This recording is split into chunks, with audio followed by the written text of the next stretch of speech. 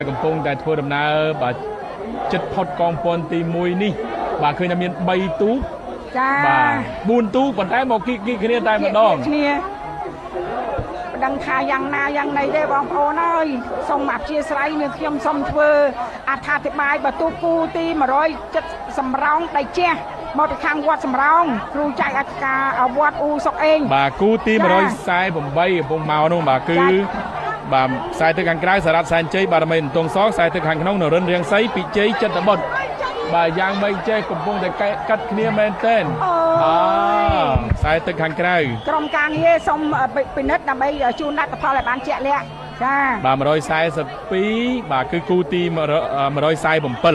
បាទជ័យសម្រោងដូចជាចាត្រង់រង្វើលបន្តិចបងប្អូនចាទូកគូនេះត្រង់រង្វើលបន្តិច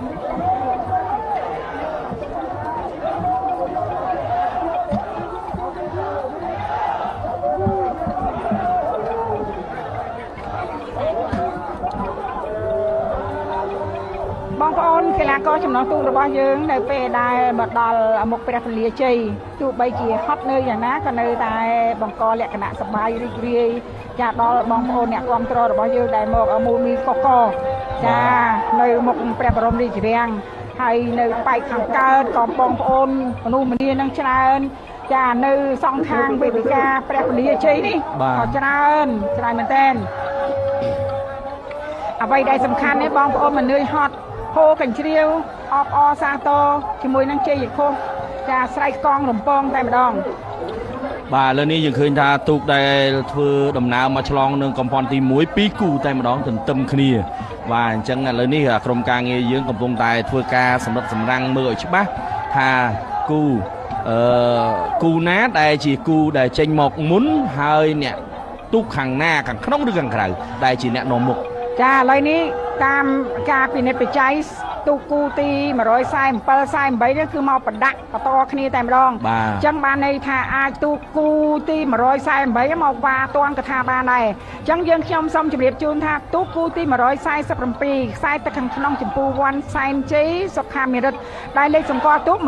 153សូមបងប្អូនមេត្តាជួយមើលទាំងអស់គ្នាហើយទូកនេះមានការឧបត្ថម្ភពីឯកឧត្តមអភិសន្តិបណ្ឌិតសសខានិងលោកជំទាវចាទូកនេះរីឯខ្សែទឹកខាងក្នុងសម្រោងដៃជះចាសំទោសខ្សែទឹកខាងក្រៅសម្រោងដៃជះរបស់ឯកឧត្តមសេនីយ៍អឹងដារ៉េតចាហើយក៏មានការជួយឧបត្ថម្ភគ្រប់គ្រងពីសំណាក់ឯកឧត្តមជួននរិនចាអគ្គស្នងការរងនគរបាលជាតិចានឹងជាស្នងការនគរបាលរាជធានីភ្នំពេញជាមួយនឹងឯកឧត្តមលោកជំទាវជាច្រើនរូបទៀតបាទឥឡូវយើងឃើញហើយបាទជ័យសម្រោងដែលជះកំពុងតែនាំមុខហើយទៅលើដៃគូរបស់ខ្លួនចំពោះវ៉ាន់បាទសែនជ័យបាទសុខាមានរិទ្ធបាទគឺបដូរខ្សែទឹកតែលទ្ធផលអត់បដូរទេបាទនៅតែល្អបាទសម្រាប់គូទី147ឯកសណ្ឋានពណ៌លឿងបាទចុងចង្វាពណ៌សនៅតែបន្ថែមល្បឿនយ៉ាងល្អបាទនាំមុខទៅលើចំពោះវ៉ាន់សែនជ័យសុខាមានរិទ្ធបាទឥឡូវនេះឃើញថាដកហើយបាទសម្រាប់ចំពោះវ៉ាន់តែដកនេះថាប្រហែលជាពិបាកនឹងក្នុងការតាមបន្តិចបាទប្រហែលជាក្នុងតាមបាទឥឡូវយើងឃើញថាចំពោះវ៉ាន់សែនជ័យសុខាមានរិទ្ធគឺតាមមិនទាន់ទេតាមមិនទាន់ទេឥឡូវយើងបន្តទៅគូមួយទៀតបងបាទឥឡូវយើងឃើញថានរិនបាទនរិននៅខ្សែទឹកខាងក្រៅជាមួយនឹងសារ៉ាត់សែនជ័យបារមីតុងសនេះចាគ្នាល្អណាស់ឥឡូវនេះបាទនរិនប្រែប្រួលបច្ចេក